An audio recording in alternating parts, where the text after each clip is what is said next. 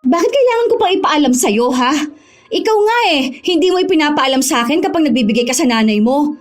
Noong nakaraan, akala mo ba hindi ko napansin na inabutan mo siya ng 1,000? Ang kapal ng mukha ng nanay mo, hindi man lang mahiya. Pera ko ang binibigay ko sa kanya. Alam mo ibig sabihin nun? Katas yun ang pagod ko maghapon magtrabaho.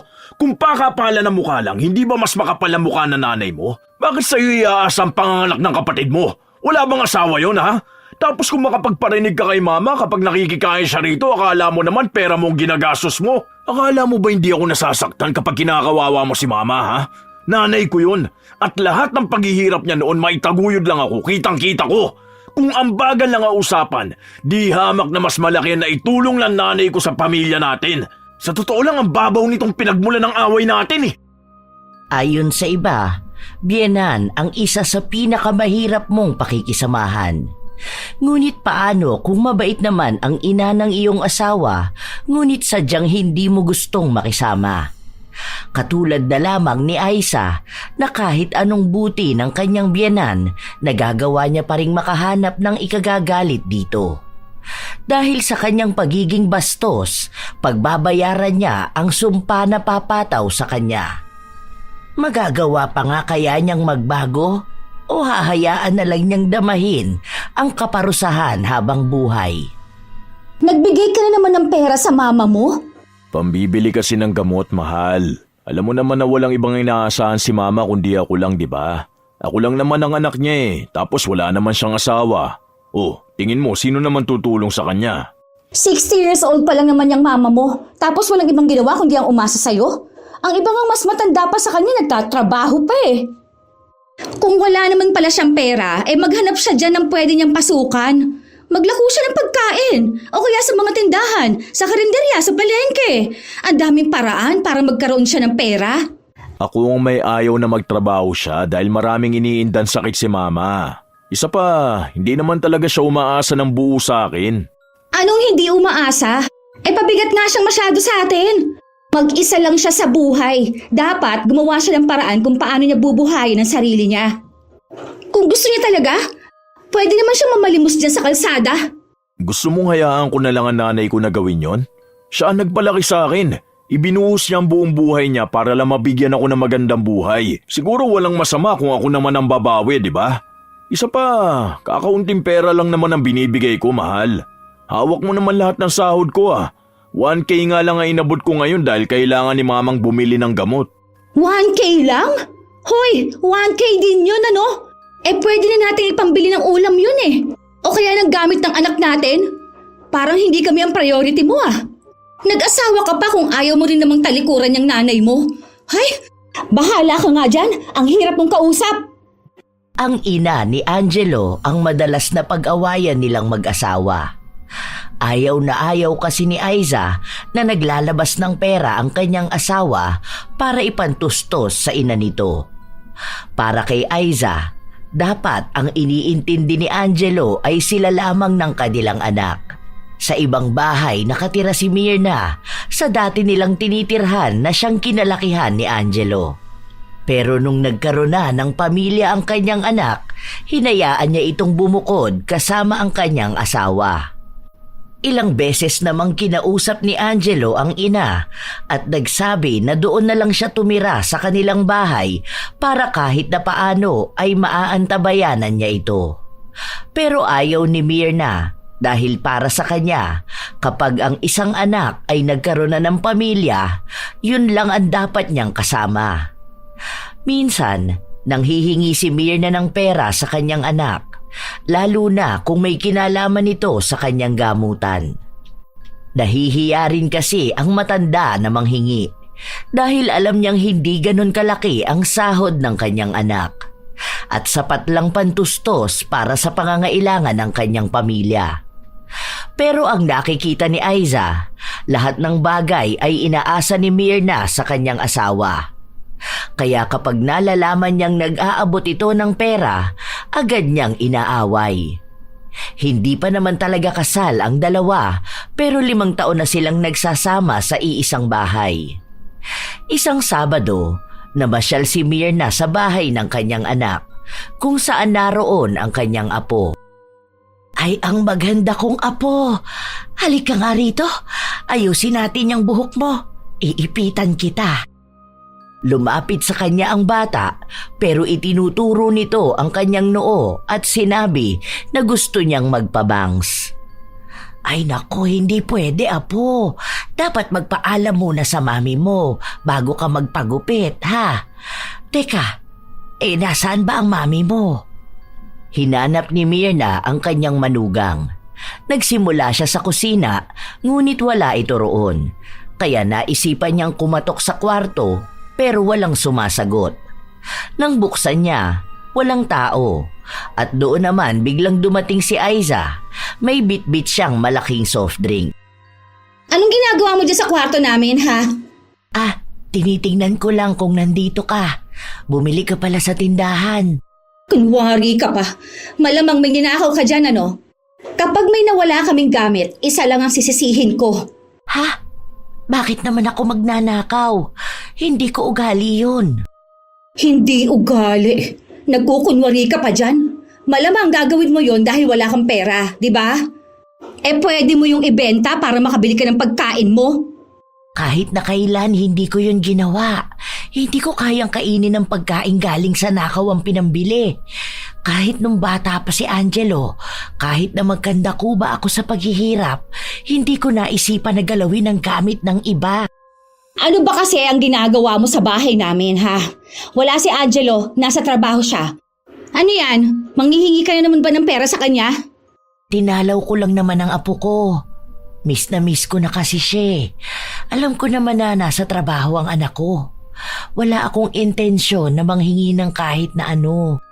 Kung si Ivy ang pinunta mo, sige. Pero wag mong aasahan na aabutan kita ng pera ngayon, ha? Dahil wala akong maibibigay. Para sa pamilya namin itong bigay sa akin ng asawa ko. Agad na ring nagtungo sa kusina si Aiza matapos niya yung sabihin. Nasaktan naman si Mirna sa mga salitang sinabi sa kanya ng manugang pero hinayaan na lamang niya at hindi na dinamdam pa ng maigi. Kilala niya si Aiza.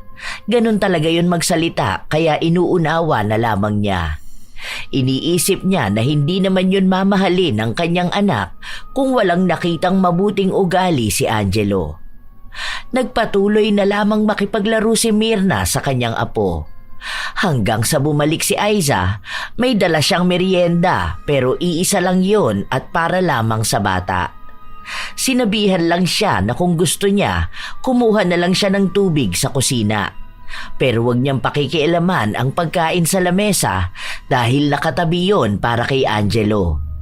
Ngumiti lang si Mirna at sinabi na hindi naman siya nagugutom. Pero nang makaalis si Aiza, ang mismong apo niya ang naghati ng pagkain at ibinigay sa kanya. Noong una, ayaw sana niyang tanggapin pero dahil isinusubo na sa kanya ng apo, kaya kinuha na rin niya ito. Gabi na nang umuwi si Mirna. Ang akala niya ay hindi siya maaabutan ng anak pero sa paglabas niya, saka namang dating ni Angelo. Oh, ma, nandito ka pala. Oo, gusto ko kasing makita ang apo ko. Tuwang-tuwa nga ang bata nung makita ko. Eto, uuwi na nga ako. Oh, mamaya ka na umuwi. Ako na lang maghahatid sa'yo. Tara muna, dito ka na kumain. Ay, hindi na anak. Wag na, pauwi na rin naman ako. Sa bahay na lang ako kakain. Pwede naman ako magsaing Maaga-aga pa naman. Nandito ka na, ma. Uuwi ka pa. Ako na lang maghahatid sa'yo. Minsan ka na nga lang magpunta rito sa bahay. Sige na, ma. Huwag na matigas ang ulo. Nandyan po ba si Aiza? Nasa kusina siya. Nagluluto ata ng hapunan ninyo. Oh, nagluluto na pala tapos alis ka pa? Hindi na anak. Nahihiya naman ako sa inyo. Alam ko naman na mahirap ang buhay ngayon kaya dapat laging nakabudget sa inyo ang pagkain. Akala nyo naman ang dami nyong kumain para maubos ang lulutuin ng asawa ko. Tara na po, ma. Nakakaramdam ng hiya si Mirna dahil ramdam niyang pag-aawayan na naman ng mag-asawa ang pananatili niya sa bahay para makikain. At hindi nga siya nagkamali. Kahit na hindi nagsasalita si Aiza, ramdam niya ang inis nito sa kanya. Halos magdabog na rin ang kanyang manugang sa kusina. Habang kumakain sila, Pansin ni Angelo na hindi kumukuha ng ulam ang kanyang ina. Ito pa ma, dami nitong ulam, bakit sabaw lang ang kinukuha mo? Ay, hindi. Okay lang to, nak. Mas maganda kapag sabaw lang. Hindi ko masyadong mangunguyay ang karne. Malambot naman to ma. Ano ka ba naman? Mabubusog ka ba niya na sabaw lang ang uulamin mo? Ito, kumain ka pa po. Ang konti niyang kinakain mo. Oh. Hindi na napigilan ni Mirna ang kanyang anak matapos na maglagay pa ng kanin at ulam sa kanyang plato. Napangiwi naman sa inis si Aiza. Nakatitig at nakabantay siya sa ulam na halos ayaw nga niyang ipagalaw sa kanyang biyenan. Ano ba naman yan? Talagang dumagdag pa ng ulam. Masiba itong matanda na to eh. Nagsasalita ka ba, mahal? Ang sabi ko, ulam pa bukas ng umaga at yung babaunin mo. Sakto lang kasi ang niluto ko para sa atin. Bakit? Ang dami naman ito ah. 3 lang tayo sa bahay. Kasya pa naman to hanggang bukas ng umaga. O tapos, ano namang babaunin mo? Pwede naman ulit akong magluto bukas ng babaunin ko. Kung gawin lang sa oras, edi sa office na lang ako bibili. May nagbebenta naman ng pagkain dun. Alam nga naman tipirin natin si mama. Kumakain pa tayo, binibilang mo na kung ilan ang matitirang ulam. Punong-puno ang ref natin. Hindi yan basta mauubos para sa kapirasong inuulam ni mama. Okay, wala naman ako magagawa kapag ikaw na nagdesisyon. Asawa mo lang naman ako, di ba? Huwag na kayong magtalo. Anak, okay na. Busog na rin naman kasi ako. Kaya nga sabi ko sa'yo na huwag na. Imposible na mabubusog kayo agad, ma. Ang konti lang niyang kinain nyo. Okay lang talaga, ha? Gusto ko na rin kasing umuwi. Inaantok na ako. Nagbadali na lamang kumain si Angelo para maihatid na niya ang kanyang ina. Hindi naman ganun kalayo ang bahay ni Mirna, pero dahil may katandaan na siya, kailangan niyang sumakay para makarating sa bahay nila. Bago lumabas ng kotse si Mirna, inabutan siya ng kanyang anak ng pera. Hindi na, anak. Okay na. Di ba, nag-abot ka na sa akin nung nakaraan? Pinambili mo ng gamot yun, May. Ito, para kapag may kailangan ka rito sa bahay. Ano ipambibili mo ng pagkain mo, di ba? May pinapasukan naman ako dito sa kapitbahay natin. Kapag kailangan nila ng maglilinis ng bahay nila. Naman, di ba sabi ko sa inyo na wag na kayong pumasok sa mga ganyang klase ng trabaho? Pwede namang ako na magbigay ng allowance nyo eh. Ayaw mo naman kasing tanggapin. Nahihiya kasi ako sa iyo at sa asawa mo. Alam ko na mahirap ang buhay ngayon. Ang mahal ng bilihin. Tapos naguhulog pa kayo ng sasakyan, di ba? Ayoko na isipin mong obligasyon mo ako. Humihingi naman ako ng tulong sa iyo kapag hindi ko na talaga alam kung saan ako didiskarte ng pera. Kaya huwag ka nang gumasto sa akin, ha? Hindi ka malaking abala sa akin, ma. Obligasyon kita. Malaki ang utang na loob ko sa'yo. Kung hindi dahil sa paghihirap mo noon, baka hindi ako nakapagtapos ng pag-aaral, di ba? Kung hindi ka naging mabuting ina, baka hindi ko na alam kung saan ako pupulutin. Bumabawi lang ako sa'yo. Anak, hindi mo utang na loob ang mga ginawa ko sa'yo dahil obligasyon ko yun bilang magulang mo. Dahil gusto ko maging maayos ang buhay mo para kapag nagkaroon ka ng magandang kinabukasan, maibibigay mo sa anak mo ang hindi ko na ibibigay sa'yo noon. Ginama, tanggapin mo na to, ha? Kapag may binibigay ako sa'yo, wag mo akong tatanggihan. Dahil gusto ko yun at hindi mo ako pinipilit. Alanganin pang tanggapin ni Mirna ang bigay sa kanya ng kanyang anak. Pero nang ilagay mismo ni Angelo ang pera sa kamay niya, kinuha na lang niya ito. Hinintay muna ni Angelo na pumasok sa loob ng bahay ang kanyang ina bago siya umuwi. Pagkarating niya sa kanyang bahay, naabutan niya ang kanyang asawa na nasa sala. Mukhang masama ang timpla. Oh, bakit ganyan na naman ang mukha mo? Paano hindi gaganito kung wala kang ibang ginawa kundi ang kontrahe ng mga desisyon ko? Halos ayaw mo akong pagsalitain kapag andyan ang mama mo. At talagang hinatid mo pa? Nag-aksaya ka pa ng gas. Naririnig mo ba yung sinasabi mo? Mama ko yun. Anong gusto mo? Hayaan ko siyang umuwi mag-isa kung may sasakyan naman ako para ihatid siya? Anong masasayang? Diyan lang ang bahay niya. Isa pa, hindi kita pinipigilan magsalita pero ayusin mo naman. Ilang taon na tayo mag-asawa oh. Ilang taon na rin natin nakakasama si Mama. Tapos hanggang ngayon ganyan ka pa rin sa kanya? Ano bang problema? Oh, tapos nagagalit ka na sa akin? Nagsasabi lang naman ako ng totoo at mga opinion ko ha. Malamang mag-asawa tayo. Dapat lahat ng desisyon mo alam ko rin. Ang hirap kaya mag-budget. Tapos ang gusto mo isama pa natin ang mama mo. O ano na lang ang mangyayari sa atin ha? Iisa pa lang ang anak natin. Tapos gusto mo magkaroon tayo ng obligasyon sa matanda. Paano tayo makakapag-ipon yan kung may iba kang sinusustentuhan? Malapit na mag-aral ang anak natin ha? Hindi malaking perang ibinibigay ko kay Mama. Kahit nga 1,000 ayaw niyang tanggapin dahil iniisip niya na malaki yun masyado. Kahit na para lang naman yung sa gamutan niya. Hindi magastos si Mama, sobrang tipid niya. Kaya yung sinasabi mong pagiging pabigat niya, hindi yan totoo. Ako ang mas nakakakilala sa kanya. Ako ang nakasama niya ng mas matagal. Lagi mong pinagtatanggol ang mama mo, di ba? Bakit hindi ka nalang kaya doon tumira sa kanya, ha? Mas matagal mo naman pala siyang nakasama. Sige, bumalik ka sa kanya. Ang hirap kasi sa'yo, hindi mo iniintindi ang sinasabi sa'yo eh. Paano hindi ko iniintindi, ha? Ikaw itong hindi maayos kausap? Palibasa, ayaw mo nang pinagsasabihan ka ng totoo. Hindi kasi inisip niyang mama mo natatanda siya eh. Mano sana nag-ipon siya, di ba? Hindi yung gagawin kanyang retirement plan. Isa pa, di ba may benefits na nakukuha kapag senior citizen na? Saan niya dinadala ang pera niya? Nako ha, baka may bisyo yung nanay mo. Alam mo, walang patutunguhan tong pag-aaway natin eh. Pwede ba manahimik ka na lang?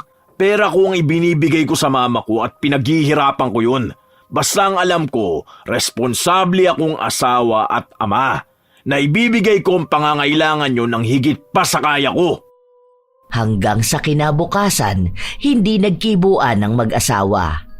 Ayaw tanggapin ni Aiza na may mali talaga siyang nasasabi tungkol sa kanyang biyenan.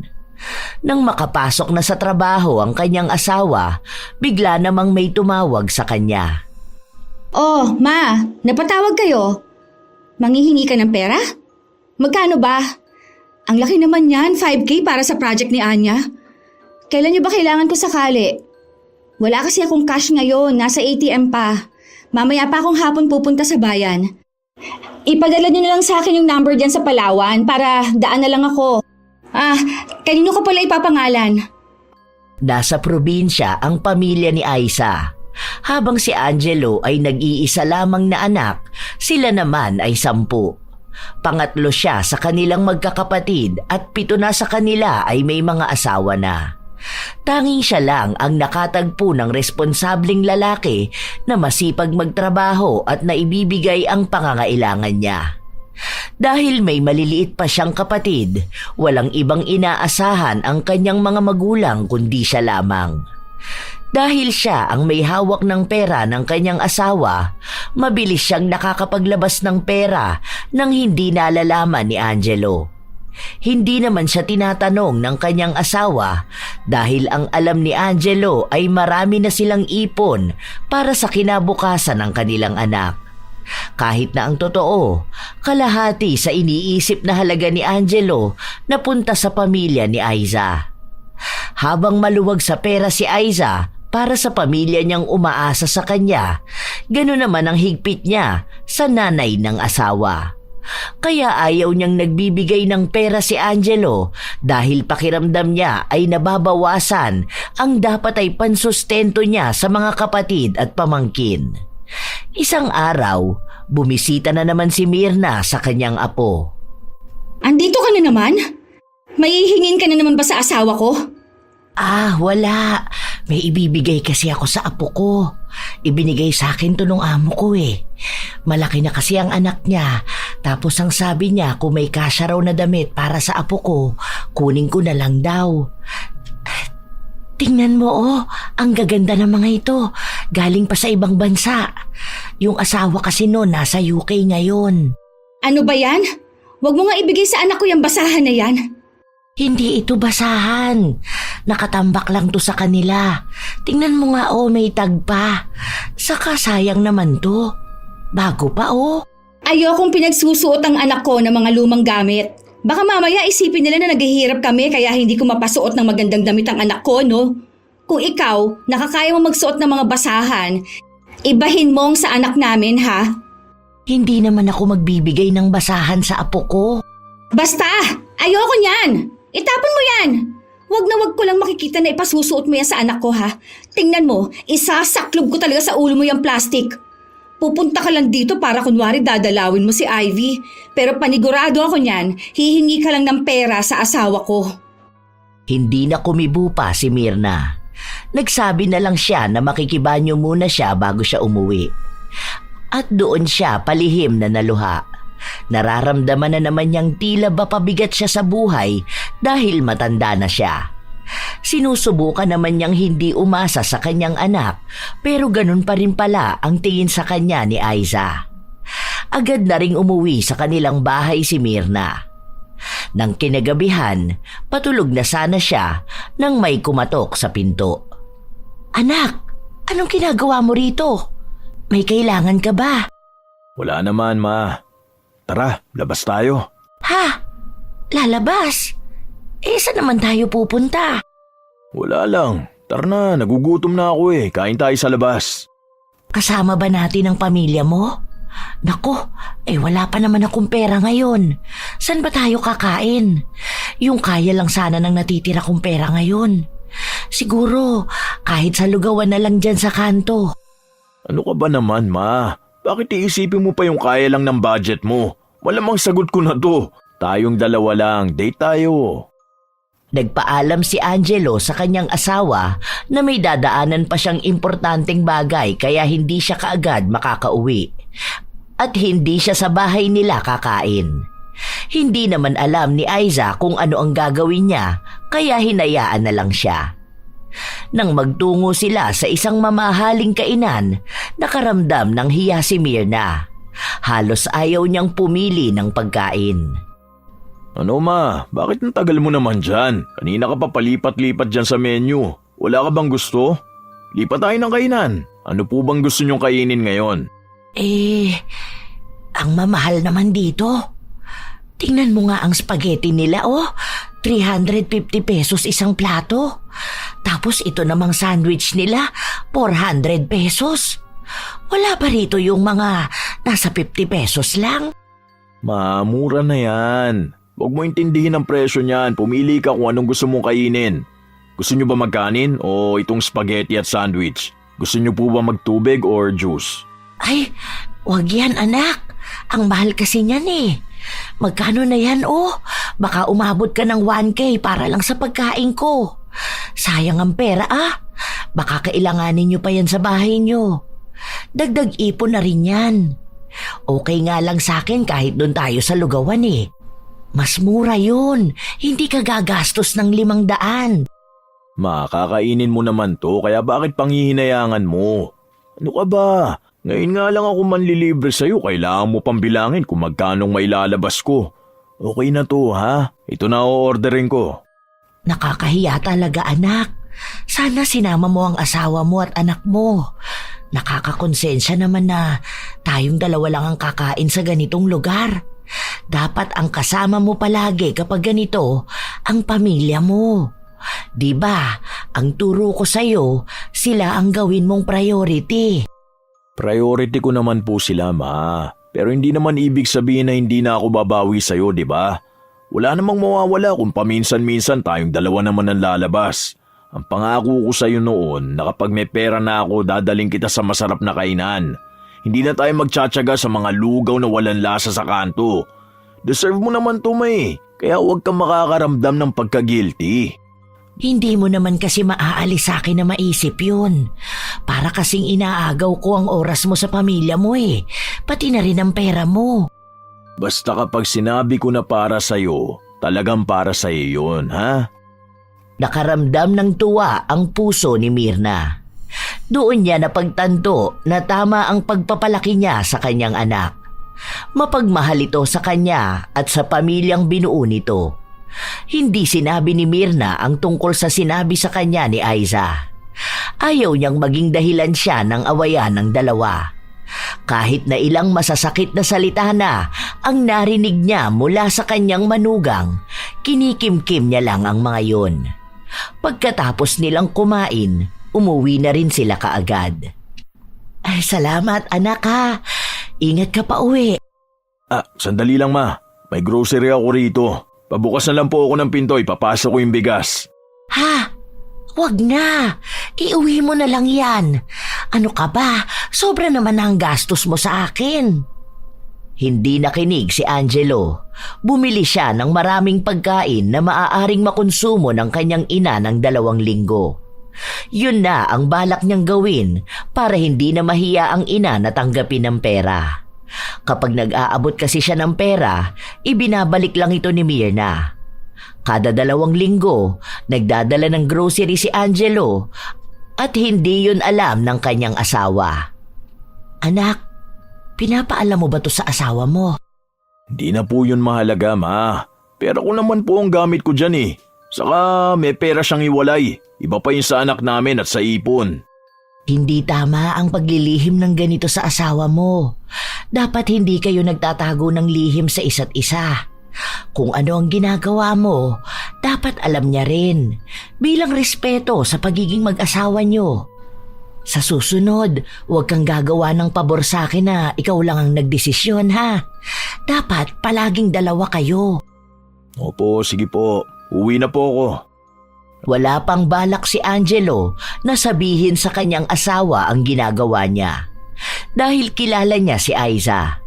Sa oras na malaman nitong gumagastos siya para sa kanyang ina, siguradong magagalit na naman ito sa kanya. Dumating ang isang araw na walang pasok sa trabaho si Angelo, kaya nasa bahay lang siya at nakikipaglaro sa kanyang anak. Biglang tumunog ang cellphone ni Aiza na nakalapag sa sofa. Dahil nasa banyo ito, si Angelo na ang sumagot. Ina ng kanyang asawa ang tumawag. Hindi pa siya nakakapagsalita nang bumungad sa kanya ang mga salitang magpadala raw ulit ng 3,000 si Aiza dahil ang pinadala niyang pera noong nakaraang linggo ay pinambili ng gamit ng kanyang kapatid dahil malapit na itong manganak. Doon lang nalaman ni Angelo na nagpapadala ng pera ang kanyang asawa. Hindi ito nagsasabi sa kanya at hindi niya alam kung kailan pa yon nagsimula. Namatay lang ang tawag nung lumabas na ng banyo si Aiza. Oh, bakit? Sino kausap mo? Ang nanay mo, nagtatanong kung makakapagbigay ka ba ngayon dahil naubusan daw sila ng gasol. Ano namang sabi mo? Ang sabi ko, nasa banyo ka pa. Bakit yun lang ang sinabi mo? Hindi mo man lang naisip na magpresenta at sabihin na magpapadala ka sa kanila? Kailangan nila ng pera sa bahay. Minsan na nga lang silang manghingi ng tulong sa akin eh. Kung ang nanay mo nga isang hingi lang sa'yo, bigay ka na kaagad. Tapos, yung nanay ko, parang kailangan pang pag-isipan bago ka maglabas ng pera. Oh, ano na naman kinalaman ni mama ha? Dahil kapag siya ang mag-aabala sa'yo, okay lang na magbigay ka. Kahit na hindi mo na sabihin sa akin, di ba? Maglalabas ka ng pera para lang may maibigay ka sa kanya. Talaga ba? Talagang dinadawit mo pa si mama kahit na wala naman siyang kinalaman ha? Ano bang sinabi ko sa nanay mo na nanghihingi ng 3,000 dahil nagamit daw yung binibigay mo 5,000 pambili ng gamit ng kapatid niya? Sige nga, sino sa akin ngayon ang hindi marunong magpaalam kung saan ginagamit ang perang pinaghirapan ko para sa pamilya natin? Tingnan mo, iniiba mo na kaagad ang usapan natin. Palibasa, gusto mong ipagtanggol ang sarili mong ina. At yung sa akin naman, parang napakabigat sa kalooban mo kung ano mang itutulong ko sa kanila. Kailan ba kita pinigilang tumulong sa kanila? Di ba kahit naman nung hindi pa tayo kasal, lahat ng sahod mo ay pinapadala mo sa kanila? May narinig ka ba sa akin? Wala, di ba? Dahil alam kong gusto mo makatulong sa kanila. Nung kinasal na tayo at nabuntis ka, hindi na kita pinagtrabaho hanggang ngayon, di ba? Tapos ako pa nagsasabi sa'yo na magpadala ka sa bahay niyo dahil kawawa yung maliliit mong kapatid. Na malalaman ko mas malaki pa ang pinapadala mo kaysa sa ibinibigay ko sa mama ko. Naglalabas ka ng ilang libo sa 1 linggo lang. At ang malala doon, wala pa akong kaalam-alam. Bakit kailangan ko pang ipaalam sa'yo, ha? Ikaw nga hindi mo ipinapaalam sa akin kapag nagbibigay ka sa nanay mo. Noong nakaraan, akala mo ba hindi ko napansin na inabutan mo siya ng 1,000? Ang kapal ng mukha ng nanay mo, hindi man lang mahiya. Pera ko ang binibigay ko sa kanya. Alam mo ibig sabihin nun? Katas yun ang pagod ko maghapon magtrabaho. Kung pakapala ng mukha lang, hindi ba mas makapal ang mukha ng nanay mo? Bakit sa'yo iaasa ang panganak ng kapatid mo? Wala bang asawa yun ha? Tapos kung makapagparinig ka kay mama kapag nakikikain siya rito, akala mo naman pera mong ginagastos mo. Akala mo ba hindi ako nasasaktan kapag kinakawawa mo si mama, ha? Nanay ko yun. At lahat ng paghihirap niya noon maitaguyod lang ako, kitang-kita ko. Kung ang bagal lang ang usapan, di hamak na mas malaki na itulong lang nanay ko sa pamilya natin. Sa totoo lang, ang babaw nitong pinagmula ng away natin eh. Yun na nga, ang babaw lang naman talaga. Pero pinalala mo lang dahil wala kang ibang ginawa kundi ipagtanggol ang nanay mo. Natural, nanay ko yun. Anong gusto mo? Hayaan ko lang na may magsasabi na masama tungkol sa kanya? Mag-asawa tayo, pero hindi ibig sabihin nun may karapatang kang bastusin ang nanay ko. Walang kahit na sino ang pwedeng gumawa nun. Oh, sige, ilaban mo lang yung nanay mo. Mas pinapaboran mo siya sa lahat ng bagay. Siguro, ang dami niyang sinasabing masasama tungkol sa akin, ano? Kaya ganyan ka dahil mas pinaniniwalaan mong sinasabi niya. Sige lang, magkampihan lang kayong dalawa. Habang nagtatalo ang dalawa, bigla namang dumating si Mirna. Hindi niya alam ang dahilan kung bakit nagtatalo ang dalawa, pero naririnig ang sigawan nila sa labas. Nang makita si Mirna ng kanyang apo, napatakbo ito papunta sa kanya at umiiyak. Ano bang nangyayari at nagtatalo kayong dalawa? Kaharap niyo pa talaga ang bata. Ayan, andyan na palang mama mo. May kakampi ka na? Ayan, sige, magsumbong ka sa kanya na para kang isang bata na inagawan ng laruan ng isang babae. Magpakaduwag ka sa harapan niya. Para naman maawa siya sa'yo. Tumigil ka na! Huwag mo ako sinisigawan! Ano pa kayong dalawa? Huminahon kayo. Wala kayong mapag-uusapang maayos kung magsisigawan kayo. Nagpapatalo kayo sa emosyon nyo eh. Naririnig pa ng anak nyo. Ilang taon pa lang to oh. Kung may hindi kayo pagkakaunawaan, pag-usapan nyo ng maayos. Wala kami magiging usapan na maayos dahil sa'yo. Ikaw lang naman ang dahilan kaya palagi kami nag-aaway dalawa eh. Kung hindi ka kasi asa ng asa sa anak mo, hindi na sana kami aabot sa magsisigawan kami ng ganito. Maayos naman kaming dalawa eh. Kung hindi ka lang dikit na dikit sa pamilya namin. Pasensya na. Hindi ko alam kung anong pinagtatalunan nyo at ako pa ang naging dahilan. Ay, ano ba ang mali kong nagawa? Marami! Ikaw mismo! Ikaw yung mali! Hingi ka ng hingi ng pera sa asawa ko. Kung hindi mo naman pala kaya mabuhay mag-isa, sana namatay ka na lang. Tumigil ka na! Huwag mong pagsasalita ng ganyan ng mama ko. Sa susunod na ulitin mo yan, sinasabi ko sa'yo, uuwi ka ng probinsya nyo at dun ka makikisiksik sa nanay mong walang ibang inatupag kundi ang magbuntis, mag-anak na marami at iasa sa taong nakakaangat ang buhay nila. At talagang tinakot mo pa ako, no? Akala mo ba hindi namin kaya ng anak ko nang wala ka? Wala akong sinabi na isasama mo ang anak natin sa paghihirap nyo. Hindi ka magiging mabuting ina sa kanya. Alam mo kung bakit? Dahil ngayon pa lang, hindi ka na mabuti sa nanay ko. Kaya anong maituturo mo sa bata, ha?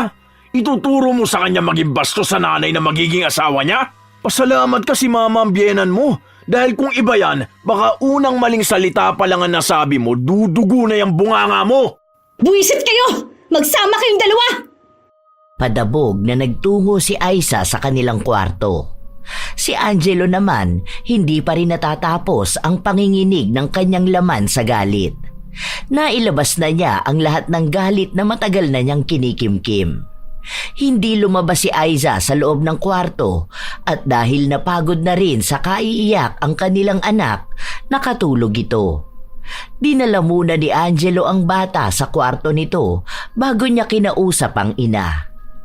Pasensya ka na anak ha. Hindi ko naman akalain na ako pa pala ang makakasira sa relasyon ninyong mag-asawa. Pasensya ka na talaga. Ang sabi ko naman kasi sa'yo huwag mo na akong intindihin. Huwag ka nang mag-abala pa sa akin. Kaya ko naman ang sarili ko. Pasensya ka na, ma. Sorry talaga sa mga narinig mo. Hayaan mo na lang munang humupa ang galit ni Aiza. Tapos, saka mo siya kausapin. Maging mahinahon kayong dalawa. Walang magandang patutunguhan kung uunahin ninyo ang galit. Isa pa, isipin ninyo ang kapakanan ni Ivy. Sa totoo lang po, napapagod na ako sa kanya. Pinipilit ko naman siyang intindihin. Kaso ang hirap. Ayoko siya magdamot sa pamilya niya. Pero gusto niya maging madamot ako sa'yo. Kung wala si Ivy, naku, baka matagal na kami naghiwalay niyan. Tama nga po talaga sinasabi nila. Dapat kung pipili na magiging asawa, yung hindi madamot. Iba-iba kasi talaga ang ugali ng mga tao. May pangit na ugali ang isa at meron din naman silang mabuting pag-uugali. Pero hindi naman ibig sabihin na gano'n na sila noon. Mananatiling ganoon sila habang buhay. Bigyan mo ng pagkakataon na magbago ang isang tao. Binigyan ko na po siya ng pagkakataon. Ilang taon na po ba kaming kasal? Ang ayoko po kasi sa lahat yung pupunahin ang pagtulong ko sa'yo. Opo, hindi ko kayo obligasyon kasi hindi nyo rin naman ako inuobliga na bigyan kayo ng pera o tulungan kayo. Pero gustong gusto ko po makabawi sa inyo eh. Kaya nga po ako nagpapakahirap sa trabaho ko. Dahil habang nabibigyan ko ng magandang buhay ang pamilya ko, gusto ko rin po na mabigyan din kayo. Kaso hindi ko alam kung anong issue niya ron. Magalit sana siya kung talagang ibinibigay ko sa inyo lahat. Mas malaki pa nga ibinibigay niya sa nanay at mga kapatid niya eh. Pagdating sa ganyang usapin, kayong dalawang mag-asawa lang ang makakapag-ayos niyan. Sa buhay may asawa talaga, hindi mawawala ang problema sa pera at sa pamilyang tinutulungan nyo. Pero hindi ibang tao ang makakapagbigay ng magandang advice dyan dahil kayo mismong dalawa ang makakapag-ayos niyan. O sige na, kapag naging maayos na ulit si Aiza, pag-usapan nyo yan ha. Huwag na sana yang lumala at umabot pa na maghihiwalay kayo. Alam mo naman na ang hirap kapag hindi magkasama ang mga magulang, hindi ba? Huwag sana yung maranasan ni Ivy. Kahit na ilang beses nang humingi ng tawad si Angelo sa kanyang ina ukol sa inaasta ng kanyang asawa, hindi pa rin maaalis ang bigat sa kanyang kalooban. Lalo pa kapag nakikita niya ang kanyang ina na tumatanda na at nahihirapan. Naaalala niya ang mga pangako niya rito. Una pa lang, alam na ni Angelo ang ugali ni Aiza, lalo na pagdating sa pera. Mahigpit ito at ayaw na ayaw niyang may ibang tao na nakikinabang sa perang maaari niyang mahawakan. Maliban na lang sa kanyang mga magulang na tingin niya ay mas karapat dapat na mabigyan ng mas magandang buhay. Pero dahil mahal na mahal ni Angelo ang asawa, pinili niya pa rin itong intindihin. Hanggang sa hindi na niya napigilang isipin na mas lumalala pa ang ganoong kalalang ugali na umaabot pa sa punto na pinagsasalitaan na ng masama si Myrna. Hindi masasabi ni Angelo na mabuti siyang anak sa kanyang ina dahil ang dami ring sakit ng ulo ang inabot nito nung kabataan ni Angelo. Pero ni minsan, hindi niya binastos ang ina. Kaya sa tuwing magsasalita ng masama si Aiza kay Myrna, doble ang sakit nito para kay Angelo. Lumipas ang ilang araw, hindi masyadong nagpapansinan ng mag-asawa. Para na lang silang nakatira sa iisang bubong at hindi magkakilala.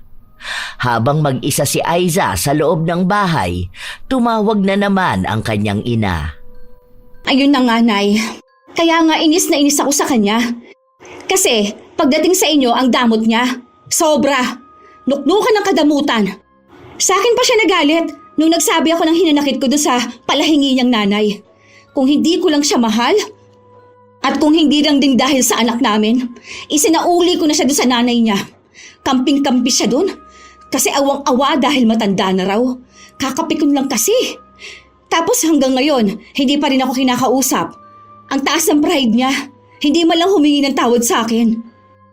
Kung ano-anong salita rin ang sinabi ng kanyang ina laban kay Myrna para lang sabihin na may kakampi siya. Matapos nito ay humirit na naman ang pera sa kanya. Wala sa akin ang ATM dahil kinuha niya. Lahat ng gagastusin sa bahay kailangan alam ko rin. Ako ang babae, dapat ako may hawak ng pera, no? Hindi yung ganyan. Malamang nasulsulan na naman ang nanay niyang walang hiya eh. Pero, sige po, gawan ko ng paraan ha. Para makapagpadala ako sa inyo. Wala kasi akong trabaho. Ayaw niya dahil mas gusto niya na pagtuunan ko ng pansin yung anak namin. Sige na po, Nay. Ibababa ko na ang call, ha? Tawag na lang ulit ako kapag nagbigay na ng pera si Angelo. Ilang araw pa ang lumipas, sumapit na ang araw ng sahod ni Angelo. Dahil hawak niya ang pera, nag-abot na lang siya sa kanyang asawa nang gagastusin nito pansarili at para sa kanilang anak. Bakit ito lang? Ano naman magagawa ko sa pera na yan, ha? Talagang tinitipid mo kami ng anak mo? Ano? Ayaw mo na rin ba kaming pakainin? Hindi ko sinabi na yan din ang gagamitin yung pangkain. Nag-grocery na ako. Personal yung pera yan. Ito? Talagang ito lang, ha? Ano bang gusto mo? Wala ka na may ibang gagastusin sa bahay ah. May gusto ka bang bilhin? Sige, sabihin mo sa akin, ako ang bibili. Magbibigay ka na naman sa nanay mo. Paano naman sa bahay namin? Ayan na nga ang pera mo, di ba? Bahala ka na dyan kung anong gusto mong gawin dyan. Kung gagamitin mo ba yan para sa sarili mo, para sa anak natin, o lahat yan ibibigay mo sa pamilya mo. Basta yan na yun. Saka na ulit kita bibigyan. Buwisit talaga. Halatang kamping-kampi ka sa nanay mo, ano? Inutusan ka ba niya na huwag akong paghawakin ng pera, ha? Ano, gusto niya siya na lang ang hawak ng pera mo? Walang hawak si mama na pera ko. Ako mismo may hawak ng pera ko. Ngayon ko lang nalaman na halos wala na pala tayo naiipon. Siguro kung hindi ko pa nalaman ang ginagawa mo, baka ubos na ang perang iniipon natin para sa kinabukasan ni Ivy. Akala mo yata ganun lang kadaling kitain ng pera na yun eh. Ngayon sinusumbatan mo na ako? Akala mo ata napakabuti mo talagang asawa at tatay, ano? Kung ipagmalaki mo na responsable ka, akala mo naman hindi mo yun obligasyon sa amin. Hindi ko ipinagmamalaking responsable ako. Ang sinasabi ko sa'yo na hindi mo maintindihan ay yung para sa anak natin. Kaya tayo nag-iipon para kahit na anong mangyari sa hinaharap, handa na siya sa mga pinansyal na pangangailangan. Yun ang iniisip ko. Pero paano kung maubos mo yung ipon natin sa pagbibigay sa pamilya mo na may kanya-kanya na rin naman dapat obligasyon sa buhay? Ano mangyayari kay Ivy ha? Aasa lang siya palagi sa kung ano maibibigay ko dahil wala tayong naimbak para sa kanya? Paano kapag wala na ako? Wala na rin siya magandang kinabukasan? Yun ang hindi mo naiintindihan eh. Malamang sa away natin na to, idadamay mo na naman si mama, di ba? Aba, damay naman talaga siya. Tumutulong lang ako sa pamilya ko, masama na ba yun? Paulit-ulit na lang tayo, bahala ka na sa buhay mo. Basta ako magbibigay ako ng pera. Ikaw na ang bahala ko, ibibigay mo sa kanila lahat para tulungan mo silang maging batugan. Buti sana kung bilyonaryo ang asawa mo para iangat mo sila sa buhay. Kakasabi mo sa akin na may pamilya akong dapat unahin kesa sa nanay ko, ikaw naman ang bumaligtad. Kesa kinabukasan ng anak mo, intindihin mo, buhay ng ibang inuuna mo. Anong klaseng ina ka? Kahit na anong pang-aaway ni Aiza sa kanyang asawa, hindi talaga dinadagdagan ang perang binibigay sa kanya. Hindi niya rin alam kung magkano ba ang ibinibigay ni Angelo sa kanyang ina. Sa tuwing pag-uusapan kasi nila ang pera, palagi na lang nauuwi sa sigawan na halos kaunti na lang ay tuluyan na silang maghihiwalay. Isang araw, dumalaw na naman si Mirna sa kanyang apo. Nais niya rin kasing makausap si Aiza dahil alam niya na hindi pa rin nagkakaayos ang mag-asawa. Tulog si Ivy. Sa susunod ka na lang bumalik dito kapag nandito ang anak mo, ha? Para naman may kakampi ka. Hindi ko kailangan ng kakampi dahil wala naman akong gagawing masama sa'yo. Nais lang sana kitang makausap. Alam ko na ilang buwan na kayong nagkakalabuan ng anak ko. Buti alam mo kung ano-ano na naman sigurong panunulsol ang ginagawa mo kay Angelo. Alam mo, anak mo lang yun. Hindi mo yun pag-aari, ha? May pamilya na siya, oh. Sana naman hindi ka na nanggugulo sa amin. Palibasa, wala na kasing nagmamahal sa'yo kaya ka ganyan. Ano bang sinasabi mo, Aiza? Kahit na kailan hindi ako nanulsol sa anak ko. Kapag nagsasabi siya sa akin, pinapayuhan ko siya ng tama. Anong tama? Ang gipitin niya kami ng anak niya sa pera? Ang gawin akong madamot sa mga magulang ko, ha? Ang sama kasi ng ugali mo, no? Kaya gusto mo pati ang asawa ko maging ganyan kasama sa'yo. O paano? Kapag nagbigay nga naman ako sa mga magulang ko, di mawawalan ka, diba? Malulugi ka. Wala ka namang ibang iniisip kundi ang sarili mo lang. Pwede bang huminahon ka muna? Kaya nga ako nagpunta rito para makausap ka ng maayos. Hindi tayo magkakalinawan kung wala kang ibang gagawin kundi pangunahan ako at ang magalit. Lawakan mo ang pangunawa mo. Leche kang matanda ka! Pakunwari ka pang nagbabait-baitan sa harapan ko kahit alam ko naman kung ano ba talaga ang gusto mo. Malamang, dumalaw ka lang ngayon para maghanap ng isusumbong sa asawa ko. Sige, sabihin mo na lang sa kanya na wag na kaming bilhan ng pagkain. Ibigay niya lang kamo niya lahat sa'yo. Mukhang mas kailangan mo naman ng pera niya, di ba? Ang hirap magmahal ng mama's boy. Giging sunod-sunuran sa sinasabi ng nanay. Yung mga pansusulsul mo sa asawa ko, katulad mo lang na walang kwenta. Hindi ko alam kung bakit mo pinipilit isiksik ang sarili mo sa pamilya namin. Kung tutuusin, hindi ka naman namin kailangan dito. Kung pwede lang nga sana na huwag ka na magpakita Mamatay ka na ba yung ganon? Para nang sa ganon, wala na kami kahati kay Angelo. Kulang na kulang ang lahat ng ibinibigay niya sa amin dahil lahat ng atensyon niya kinukuha mo. Nagsiselos ka siguro kapag pamilya niya ang inuuna niya kesa sa'yo? Hindi totoo yung sinasabi mo. Kung alam mo lang kung paano ko pagsabihan ng anak ko na kayo ang unahin. Mahal ko rin kayo ng apo ko. Mahal mo ang pera ng anak mo. Mukha ka kasing pera. Pabigat ka sa buhay. Wala kang pakinabang. Walang kwenta. Dapat mamatay ka na lang Magpakamatay ka na lang kaya. Kesa pahirapan kami, di ba? Buwisit ka. Buwisit! Malas ka sa buhay namin. Umalis ka nga sa harapan ko! At habang lalong nagtatagal na nakikita kita, lalo ako nagagalit. Ipinagtabuyan ni Aiza ang kanyang biyenan. Ni hindi man lang niya hinintay kung may nais itong sabihin. Dahil kahit ano namang paliwanag sa kanya ni Myrna, wala siyang pakialam. Opinyon niya lang ang mahalaga para sa kanya. Dinamdam ng maigi ni Myrna ang sinabi sa kanya ng manugang. Halos hindi na siya kumakain, hindi na rin makatulog dahil hindi maalis sa isipan niya ang mga salitang binitawan ni Aiza. Hanggang sa isang araw, inatake siya at kinailangang dalhin sa ospital. Mabuti na lang at may kapitbahay siyang nakapansin kaagad sa kanya. Nasa trabaho si Angelo pero umuwi siya matapos na malaman ang nangyari sa kanyang ina. Inabot pa hanggang kinabukasan bago nagising si Myrna. Naroon lang sa kanyang tabi ang kanyang anak. Bakit hindi ko maigalaw ang kanan kong katawan? Nagkaroon kayo ng mild stroke. Paano? Huwag niyo na pong pilitin ang sarili niyo, ma. Huwag po kayong mag-alala. Nandito lang ako palagi sa tabi niyo. Huwag kayong matakot. Dahil hirap makapagsalita si Myrna, hindi niya masabi sa kanyang anak ang mga nais niyang sabihin. Nagpasya si Angelo na sa bahay nila titira ang kanyang ina dahil hindi naman niya kayang iwan ito na mag-isa sa bahay niya. Pero dahil sa ginawa niya, mukhang hindi payag ang kanyang asawa. Gagawin mo pa talaga akong taga-alaga ng baldado. Hindi mo yan dalhin dun sa bahay niya. Imposible naman na hindi niya kaya ang sarili niya, no? Malamang nag-iinarte lang yan dahil gusto ng pera. Hindi ko sinabi na ikaw ang magbabantay sa kanya. Nag-hire na ako. Bukas papasok na yon. Pwede ba? Mag-ingat ka nga sa pananalita mo, ha? Na-stroke si mama. Tapos sasabihin mong pabayaan ko? Magdadagdag ka pa talaga ng gastos para lang sa ibabayad mo sa magbabantay sa kanya. Napaka-espesyal naman yung nanay mo. Dagdag pasani na naman. Lalong naging pabigat sa buhay.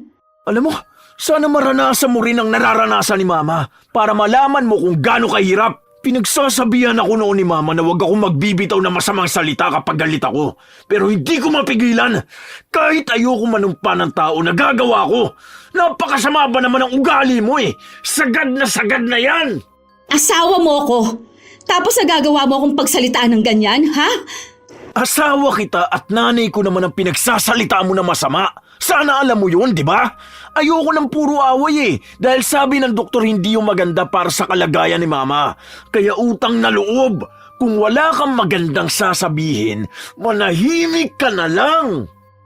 Hindi natapos ang bangayan ng dalawa At kahit nasa loob ng kwarto si Myrna, dinig na dinig niya yon. Nakakaramdam siya ng hiya. Mas lalo niyang naiisip na nagiging pabigat na nga siya. Kung maaari lang sana niyang sabihin sa kanyang anak na pabayaan na lang siya para sa ikatatahimik ng relasyon nila ng asawa. Pero paano niya yun masasabi kung nahihirapan siyang magsalita? Ilang araw pa ang lumipas.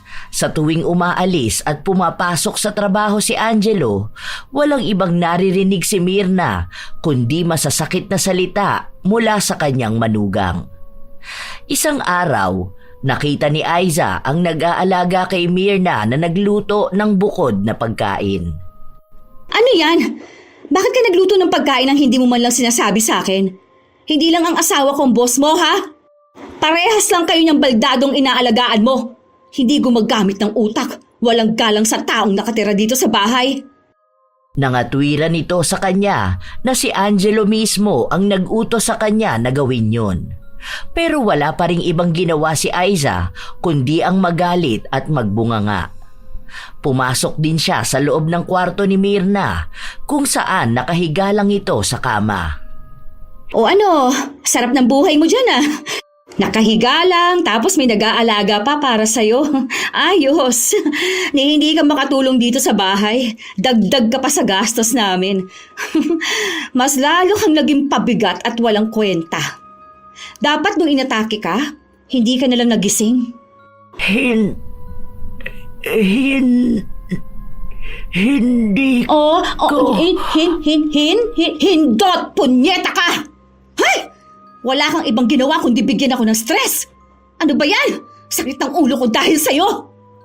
Padabog na umalis si Aiza. Habang si Myrna naman ay naluluha na lang. Ilan pang masasakit na salita ang paulit-ulit at araw-araw niyang naririnig. Tila ba nagiging dahilan din ang mga salita na yon para mas lalo siyang mahirapan na gumaling. Mabuti na lang at mabait ang nag-aalaga sa kanya dahil pinapalakas nito lagi ang kanyang loob at tinutulungan siya para lumakas ulit. Hanggang sa isang araw, bigla na lang silang nabulabog sa sigaw ni Aiza. Nagulat ang kanyang asawa na natutulog sa kanyang tabi. Oh, ano ba nangyayari sa'yo? Hindi ko maigalaw ang dalawang binti ko. Hindi ko maiangat. Ba naman yan? Kailangan mo pa sumigaw. Baka namamanhid lang yan. Baka naipit mo. Natutulog yung tao eh. Day off ko ngayon. Gigising ako na maaga. Hindi siya namamanhid. Hindi ko maramdaman na may binti ako. Yun. Ay, ano kayang nangyayari sa akin? Dalin mo ako sa ospital. Hindi pwedeng malumpo ako. Wala yan. Arte mo lang yan. Matulog ka dyan. Mamaya wala na yan. Hindi na makabalik pa sa pagtulog si Aiza dahil nangangamba siya sa nangyayari sa kanya. Hanggang sa natapos ang buong maghapon, hindi niya talaga maigalaw ang kanyang paa. Hindi siya nakakaalis sa higaan kung walang bubuhat sa kanya. Panay siya iyak at pagmamakaawa sa asawa niya na dalhin na siya sa ospital. Ginawa naman yon ni Angelo. Bakit ganun? Nakakapagtaka naman to. Wala man lang nakita na kahit ano. E di, ibang test naman sana ang gawin. Lahat na nang pwede. O kaya sa ibang doktor tayo. Doon tayo sa pinakamahal. Hindi pwedeng maging ganito ako. Di pa kaya sa ngayon. Hintayin natin sa sahod ko. Wala akong extra pera ngayon eh. Nagamit ko na kay mama. Nakita mo na? Mas inuna mo pa talaga ang nanay mo kaysa sa akin. Mas mahal mo talaga siya. Di ba ang sabi ko sa susunod na sahod? Galing na nga tayo rito sa ospital ah. Wala namang makitang dahilan kung bakit hindi ka makapaglakad, di ba? Ayoko! Gusto ko na maagapan ka agad to. Gamitin natin ang pera ni Ivy. Di pwede dahil naka-time deposit yun. Malapit naman na ang sahod ko eh. Ilang araw na lang. Maghintay ka na lang. Hindi pwede. Ayoko maghintay. Kailangan gumaling ka agad ako. Matuto ka maghintay. Wala tayong magagawa sa ngayon kundi ang maghintay lang. Kahit na anong galit ni Aiza, wala pa rin siyang ibang nagawa kundi sundin ang sinabi ng kanyang asawa. Dahil parehas na sila ni Myrna na hindi makakilos sa bahay, dalawa na silang naging alagain. Habang kay Myrna ay may gamutan at kahit na paano ay nakakatulong ang exercise para kahit paano ay maigalaw niya ang kanang bahagi ng kanyang katawan. Si Aiza naman, walang kasiguraduhan kung gagaling pa nga ba siya. Dahil bukod sa wala siyang iniinom at ginagawa, wala ring makitang dahilan kung bakit siya nagkakaganon. Ilang linggo pa ang lumipas, palaging galit at sumisigaw sa bahay si Aiza. Lalo na kapag may kailangan siya at ang nagbabantay sa kanya ay kay Myrna nakatuon. Tanga ka ba, ha? Hindi mo ba alam ang pangalan mo? Kanina pa ako tawag ng tawag sa'yo, di ba? Magpapakuha ako sa inyong tubig na malamig. Yung malamig na malamig, ha? Pagkatapos, ibili mo ako ng pagkain sa tindahan. Nangatwiran ang nagbabantay sa kanya na hindi niya sakop ang ganoong utos. At sa katunayan, si Myrna lang naman dapat ang aalagaan niya. Kung hindi lang nakiusap si Angelo at nagdagdag sa sahod niya, hindi naman niya ito aasikasuhin.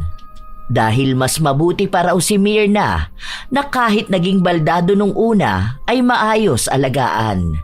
Kaysa sa kanya na hindi na nga makalakad, lalo pang sumama ang ugali. Dahil sa galit ni Aiza, tinawagan niya ang kanyang asawa para sisantihin ang babae pero hindi siya pinakinggan. Isang umaga, walang pasok si Angelo kaya sinamahan niya ang kanyang ina na maglakad-lakad sa labas. Ayan, kahit na paano nagiging maayos ka na. Konti na lang talaga. Oh, dahan-dahan sa paglalakad Salamat, anak. Nakakatuwa naman ang laki ng improvement nyo, ma. Tinutulungan nyo rin kasi ang sarili nyo para gumaling Hayaan nyo, masaalagaan ko pa kayo para hindi na maulit ang nangyari. Pasalamat na lang talaga tayo na mild stroke lang. Sa susunod na linggo wala akong pasok 2 araw. Yung katrabaho ko, sabi niya yung tatay niya rin daw na mild stroke noon Tapos tuwing umaga naglalakad sila sa tabing dagat. Malaki rin daw ang tulong nun para gumaling ang tatay niya. Kaya gusto ko, ganun ang gagawin natin tuwing wala akong pasok. Paano naman ang asawa mo? Kumusta na siya? Wala pa rin po nagbabago sa kanya Ganun pa rin, di pa rin siya makapaglakad. Di ko nga alam kung gagaling pa yun Kapag naman kasi inaalagaan siya, mas nauuna pa siyang magaling. Mainitin masyado ang ulo. Bukas may bagong tatao sa bahay. Nag-hire ako ng kasambahay. Ang dami mo ng gastos. May isa pa naman po akong pinapasukan na trabaho ngayon. Konting tiyaga lang po talaga.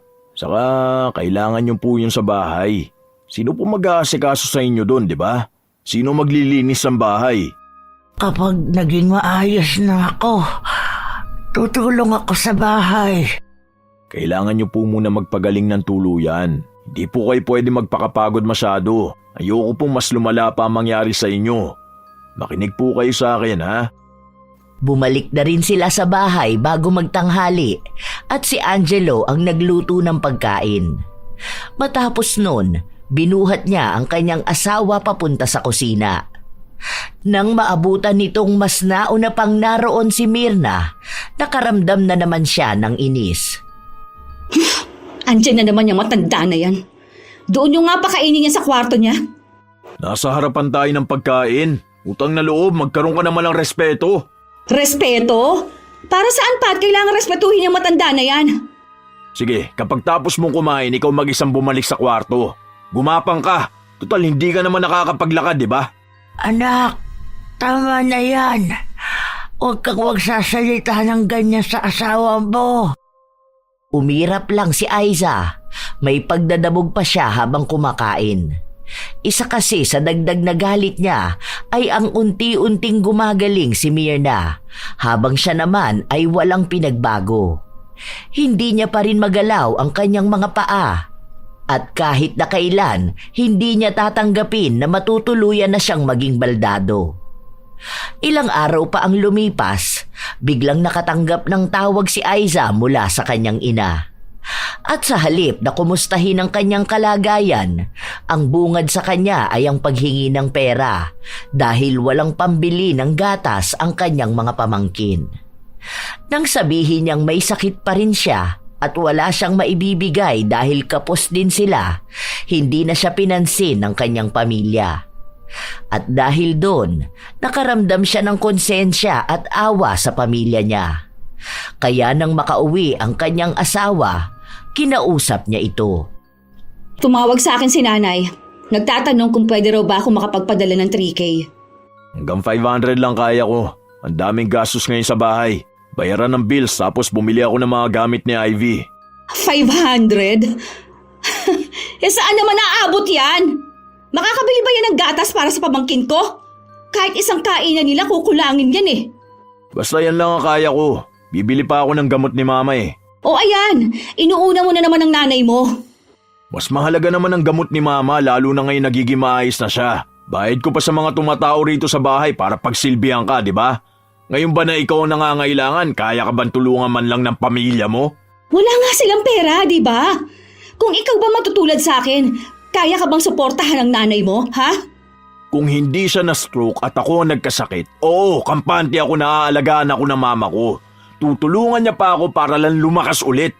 Hindi man sapat ang pera na kikitain niya sa mga papasukan niya, at least gumagawa siya ng paraan para ipakita sa akin na mahalaga ang buhay ko para sa kanya. Ang pamilya mo ba gagawin yun para sa'yo, ha? Ni minsan ba narinig mo sila mag-offer man lang kahit na ipagdasal yan sakit mo na hindi matukoy? Sige nga, sabihin mo nga sa akin kung kukumustahin ka ba nila ng totoo, yung hindi dahil wala ng gatas ang pamangkin mo. Kaya wag mo ikukumpara ang mama ko sa nanay mo. Dahil paraan pa lang ng pagpapalaki sa akin at sa inyo magkaiba na.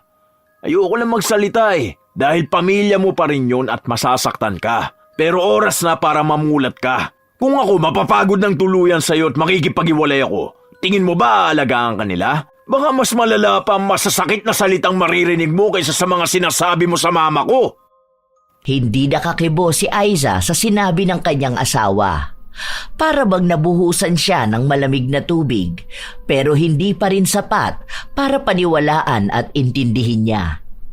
Habang lumilipas ang mga araw, nagiging mabuti ang kalagayan ni Myrna at ang kapalit naman nito ay ang pagkakaroon ng depresyon ni Aiza. Nawawalan na siya ng pag-asa sa lahat ng bagay. Nawawalan na siya ng gana. Iniisip niya na ang daming nangyari sa buhay niya at kailanman hindi sumagi sa isip niyang tatagal siya sa loob ng bahay nila dahil hindi niya maigalaw ang kanyang dalawang paa. Kapag nagtatanong sa kanya ang kanilang anak kung kailan ulit sila lalabas, hindi niya ito masagot dahil maging siya ay hindi niya alam kung makakalakad pa ba siya. Gabi-gabi rin siyang umiiyak dahil sa pakiramdam na kalaban niya ang lahat.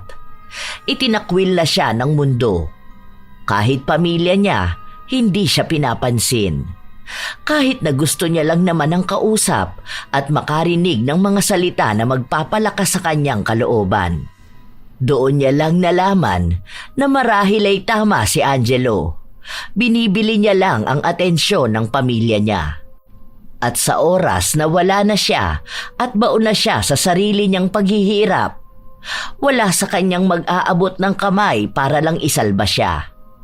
Isang hapon, walang ginawa si Aiza kundi ang umiyak. Pinapatahan na siya ng kanyang anak pero ayaw niyang makinig. Hanggang sa lumabas ang bata at ilang saglit lang ay pumasok ang kanyang biyenan. Hindi pa ganon kagaling si Myrna pero mas mabuti naman na ang kalagayan niya kaysa nung una. Nakakakilos na siya pero kailangan ay maingat. Bawal siyang gumawa ng mga mabibigat na trabaho. Anong ginagawa mo rito? Ang sabi kasi ng anak mo, kanina ka pa iyak ng iyak. May masakit ba sa'yo? May dala akong pamahid dito. Hindi ko kailangan yan. Lumabas ka na. Saglit lang naman ito. Maganda to. Isa to sa ginagamit kong pamahid kapag may masakit sa kasukasuan ko. Bigay to ng kaibigan ko sa akin. Sinabi ko na nga ayoko, di ba? Hindi mo ba maintindihan? Alam mo, hindi makakabuti sa'yo kung palagi kang nagagalit. Maraming masamang epekto yan sa kalusugan mo. Nakaka-attract din niya ng mga negative energy. Sige na, halika na. Ano bang nangyari dito sa binti mo? Hindi nga namin alam, di ba? Hindi naman na ako gagaling, no? Kaya magyabang ka na kasi ikaw gumaling ka pa. Nakakalakad ka na, nakakakilos. Tapos maayos na ulit ang pananalita mo. Ako, hanggang dito na lang, di ba? Oh, ako na ngayon ang pabigat sa asawa ko. Ako na ang baldado. Magsaya ka na. Bakit naman ako magsasaya nang may nahihirapang ibang tao? Masaya ako na gumaling ako, pero hindi ibig sabihin na magiging masaya ako dahil ikaw naman ang hindi makagalaw. Isa pa, huwag mong sabihin na hindi ka nagagaling. Maniwala ka lang. Iwala. Sus, pampalubag loob lang para sabihin. Ano ba? Huwag ka na nga dyan. Huwag mo ring hawakan ang binti ko. Baka mas lumala pa ako. Hindi nakinig si Myrna sa sinasabi ng kanyang manugang. Pinahiran niya ang binti nito at saka niya marahan na hinihilot. Wala namang nararamdaman si Aiza kaya pilit niyang pinapaalis si Myrna. Nang matapos hilutin ng kanyang biyana ng kanyang binti, hindi pa rin ito kaagad umalis. Oh, ano pang ginagawa mo rito? Sige na, lumabas ka na. Huwag ka na rito at naiinis lang ako kapag nakikita kita. Alam mo anak, hindi ko alam kung bakit ba galit na galit ka sa akin. Iniisip ko kung may mali ba akong nagawa. Kung sakali man na may mali akong nagawa sa'yo at hindi ko alam, patawarin mo ko. Pero kung nagagalit ka lang sa akin dahil pakiramdam mo inaagaw ko ang atensyon ni Angelo, hindi yan totoo. Ilang beses ko nang sinabi sa'yo. Sana makita mo kung gaano ka kamahal ng anak ko. Kaya sana huwag mong sayangin yun. Nakakapagod at nakakawala ng pagmamahal ang palaging pag-aaway. Huwag mo akong pangaralan na para bang isa kang mabuting asawa. Dahil kung mabuti kang misis, sana may tatay si Angelo. Hindi ako ang iniwan ng asawa ko. Ako ang nang-iwan sa kanya.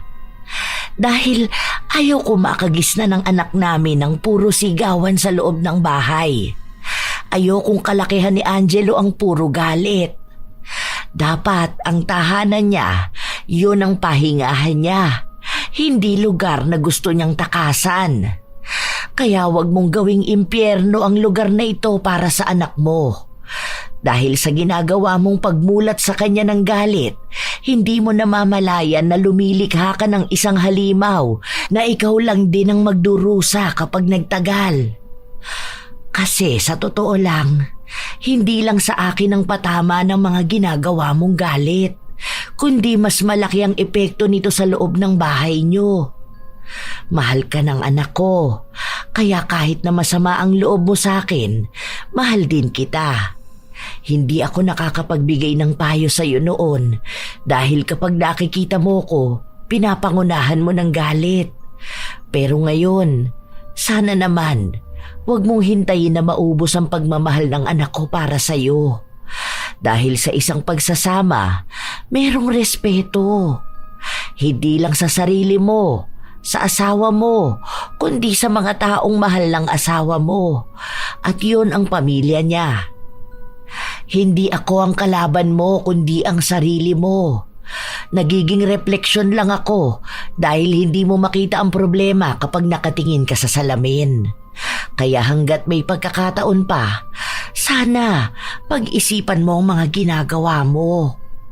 Hindi na nagsalita pa si Aiza. Gusto niyang ilabas pa ang galit niya pero unti-unting pumapasok sa utak niya ang nangyayari. Naisip niya na wala naman siyang maipagmamalaki sa kanyang asawa. Kung gagamitin niya ang anak nila bilang laban para manatili ang pagsasama nila, hindi yun magiging makatarungan sa bata. Dahil kung sakali man, nagugustuhin talaga ni Angelo na makipaghiwalay sa isang baldado na walang pakinabang, kayang-kaya niya yun. Pwede siyang ipagpalit sa mas matino at mas mabait na babae. Doon unti-unting nagbago ang pakikitungo ni Aiza sa kanyang asawa. Nakakaramdam din siya ng hiya dahil ang daming ginagawa ni Angelo para lang malaman kung paano siya gagaling. Si Mirna naman, palagi niyang pinupuntahan sa kwarto si Aiza. Kahit na walang epekto ang paghilot niya, ginagawa niya pa rin. Nagbabaka sakali siya na makatulong nga ito. Ma, Oh, bakit? May nararamdaman ka na ba sa ginagawa ko? wala pa rin po. Pero gusto ko po sanang mag-sorry sa inyo. Ang dami ko pong nasabing masasakit na salita sa inyo. Tapos, kasasabi ko sa inyo na kayo ang pabigat. Biglang ako na ngayon ang pabigat sa buhay ni Angelo. Sorry po ha. Ang daming sama ng loob ang naipon ninyo dahil lang sa akin. Ang sama kong tao. Siguro po, karma na rin to eh. Kaya siguro pinarana sa akin na maging baldado para malaman ko kung anong pakiramdam ng isang taong walang magawa at walang maitulong. Tapos ako, magsasalita pa ng masama. Salamat po at hindi ninyo ibinalik sa akin ang mas masakit na salita kahit na may kakayahan naman kayo. Alam mo anak, hindi ako ganong klase ng tao. May mga nakakagawa ng masama sa akin, pero isa lang ang iniisip ko. Maaaring ang ugali nila ay bunga ng katauhan nilang hindi nila matakasan o sa kung saang pamilya sila lumaki. Alam mo, wala naman kasing pinanganak na masamang tao. Nagiging masama lang ang isang tao sa kung ano ang nakikita niya sa paligid niya. Sorry po talaga, Ma. Akala ko kasi kapag nabibigyan ka ng pera at sustento ng asawa ko, nalulugi ang pamilya ko. At dapat kapag meron ka, dapat meron din silang makukuha. Dahil nakikilala lang naman nila ako kapag may naibibigay ako eh. Pero kayo po, kahit na wala akong kwentang tao, inaalagaan niyo pa rin po ako. Sa mga panahong sukong-suko na ako, wala man lang sa pamilya kong naglakas ng loob ko. Dahil abala sila sa pagdiskarte ng pera.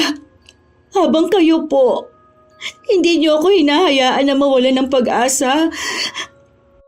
Ang swerte ko na po sa inyo at sa anak ninyo. Masyado lang talagang masama ang ugali ko.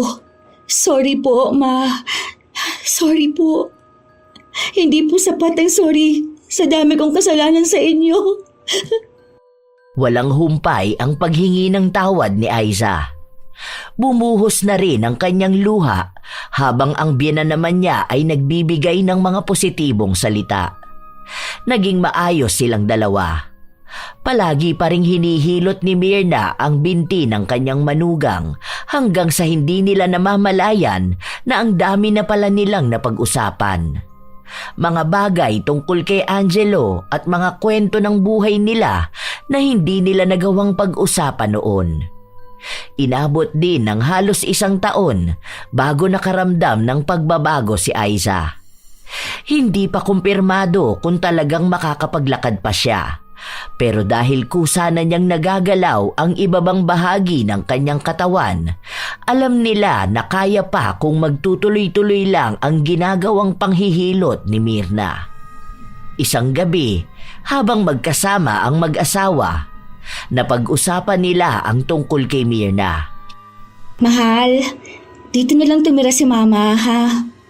Oh, himala yata ikaw na ang nagpresenta. Bati na kasi kami. Pero seryoso, pwede naman siya rito eh. May isa pa namang kwarto. Tsaka aalis na yung isang nag-aalaga sa akin, di ba? Yung kasambahay na lang ang may iwan. Tapos ako, nakakagalaw naman na ako.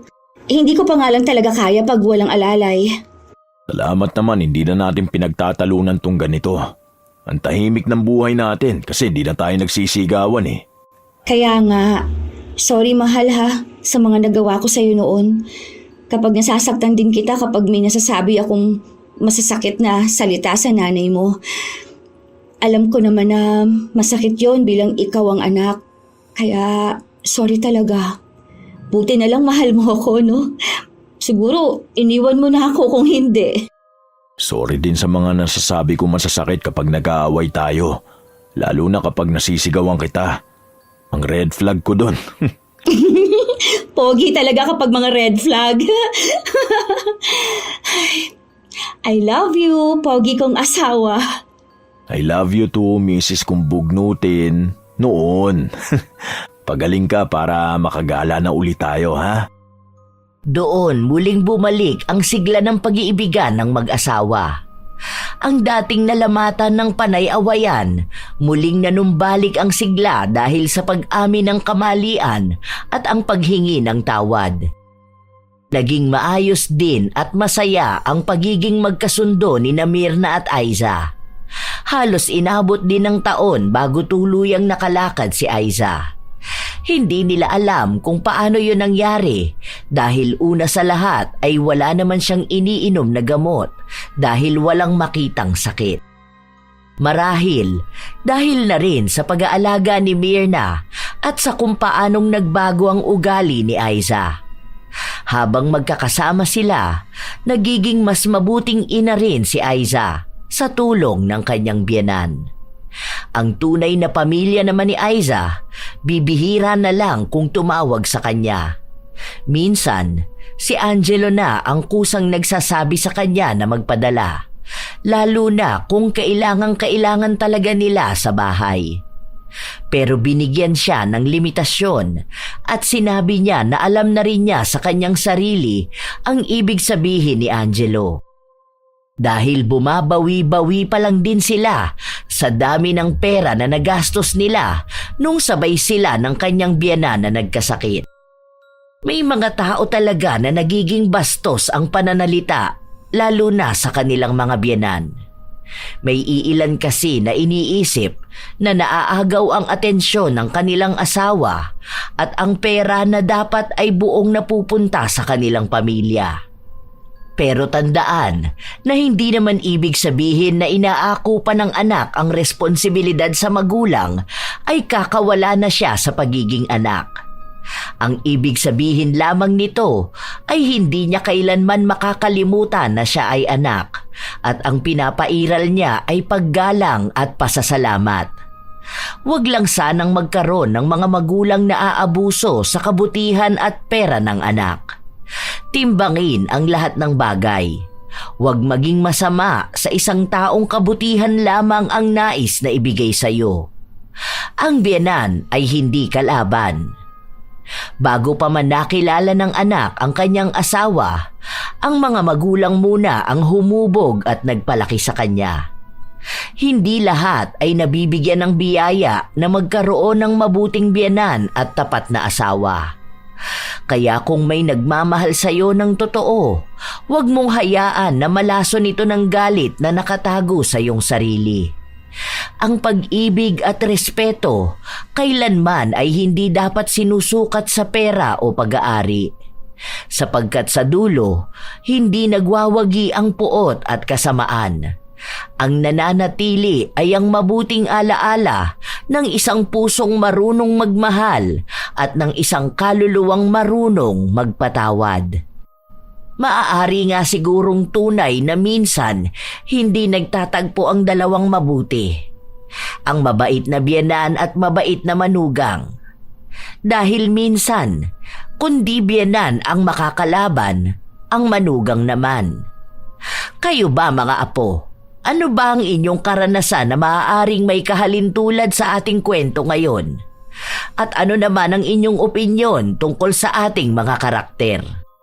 Shout out sa ilan sa mga masusugid na tagapakinig ng mga istorya ni Lola Telang. Heli Borja, Jeline Sapra, Angel Rose 5, Melanie Mel, M. Rose Strong OFW in Kuwait, Gracia Balitaan, Riza Rizardo, Corina Realubit, Chichi, Shiva Ledesma, Belenda Cabiroy, Pinados Melin, Easy Flores, Diana Tumang, Miss Waray, Kimberly Espanyola at sa kanyang asawang si Kirben Espanyola, Jack at sa kanyang mama na si Benang Mapagdalitol. Advanced happy birthday din kay Ruth Ann Migano sa September 21. Salamat sa pakikinig nyo.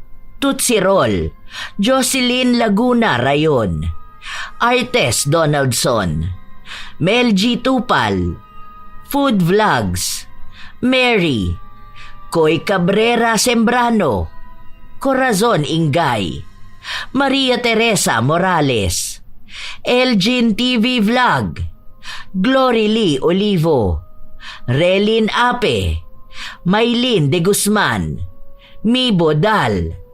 Shout out sa inyo, Chinita Closa, Wendell Salting. Shout out din sa Mall Japan Surplus ng Kabuyao, Laguna.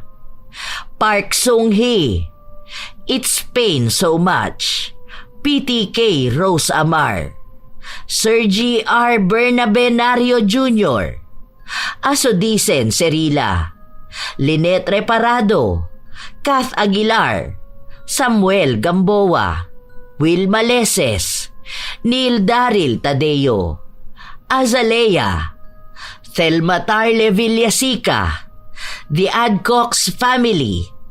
Shout out din sa inyo, Estrella Olasa, Faith Ken Evangelista, Noemi Garcia Pabunan, Jodilyn Pakin, Elizabeth Arnaiz, Jenny V. Suco, Giselle Flores, Mary Jenny Rhea Batiduan, Pureza Tagiwalo, Pasiano Guerrero, Filipina Palsario, Mirna Alfaro, Liza Rosario, Anha Rose Ayeras, Eunice 2025, Rosemary Casone, Ronalyn Alejo. Shout out din sa kanyang manager na si Rose Ann Pastor, ang kanyang co-clerk na si Ate Agnes Reyes, kina Jovelyn, Gilbert Sagun, Kuya Alex Adion at sa kanilang mga SG na sina Angelo Valmores at VJ Brillantes, Lolita Indencio, Jerilyn Bayron, Susana Llobrera, Joy ng Bahrain, Roberto Crimen, Gemma Liagas, Chiki So, Norse Cubar, Eina Lagrosa at Malu Suklan, Malia Torres, Cherry May Libiran, Andrea Birtez, Lynn Nicolas, Luis, Jano, Mase, Malen at sa lahat ng tropang Tamulmul Gang, Pamela Allen, Larnie Azurin, Fiela Muhammad, Leonora Concesino. Shout out sa mga apo kong sina Sydney Crosswind at sa kanyang anak na si Christine Lane Bandoho, Supladang Pasaway, Lovely Rose Roa at Princess Rain Roa Alawami, Kimpoy Feliciano, Hazel Fiesta, Marida Lightworker, Gia Gigi, Francisco Neng, Jeremy Saranillo Francisco, Matt Sarol, Mel Santarita, Esteli Reyes at sa Reyes family ng Marikina City, AJ Chua, Vicky Yabut, Roy Lacandalo, Josefina Fuelias, Mike James Tapak, Will Maleses, Leonisa Cobo, Raquel Hasegawa, Lynn Hasegawa, Elise Padilla, Lydia Lopez, Gemstone Claro, Lance MBB,